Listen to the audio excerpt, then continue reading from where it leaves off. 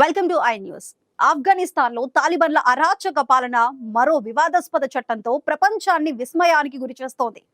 Taliban supreme leader అంకుజ్జాదా ఆమోదించిన కొత్త criminal procedure code ఇప్పుడు మానవ హక్కుల సంఘాల ఆగ్రహానికి కారణమైంది.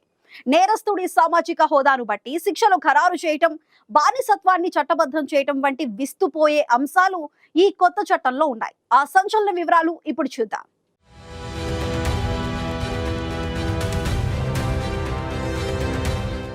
ఆఫ్ఘనిస్తాన్లో తాలిబాన్ల మధ్యయుగాల నాటి శిక్షలు, సామాజిక హోదాను బట్టి తీర్పులు, మానవ హక్కులను కాలరాస్తున్న కొత్త క్రిమినల్ కోడ్.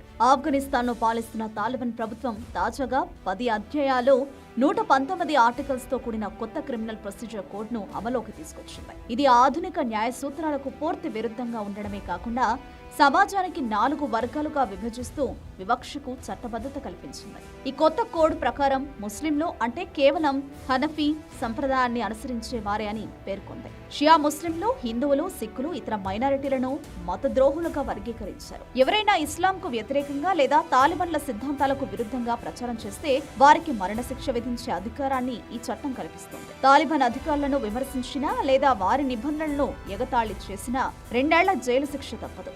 అత్యంత విస్మయకరమైన విషయం ఏంటంటే ఒకే నేరానికి శిక్షలు నేరస్తుడి సామాజిక స్థాయిని బట్టి మారుతాయి. నేరం చేసిన వ్యక్తి మత పెద్ద లేదా ఉన్నత వర్గానికి చెందిన వారైతే వారిని కోర్టుకు పిలిచి కేవలం గౌరవపూర్వకంగా సలహా ఇచ్చి వదిలేస్తారు. అదే మధ్య తరగతి వారు నేరం చేస్తే జైలు శిక్ష విధిస్తారు. ఇక పేదలు లేదా దిగువ తరగతి ప్రజలు నేరం చేస్తే వారికి జైలు శిక్షతో పాటు బహిరంగంగా కొరడా దెబ్బలు వంటి క్రూరమైన శారీరక శిక్షలను అమలు చేస్తారు. అంతర్జాతీయంగా బానిసత్వాన్ని నిషేధించినప్పటికీ తాలిబాన్ల ఈ కొత్త కోడ్ గులామీ అనే పదాన్ని పదే పదే వాడుతూ దానికి చట్టబద్ధత కల్పించడం గమనార్హం.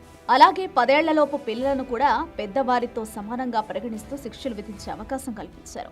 మహిళల పట్ల మరీ కఠినంగా ఉంటూ భర్త అనుమతి లేకుండా కుటుంబ సభ్యులను కలిసినా జైలు పాలయ్యే నిబంధనలను రూపొందించారు.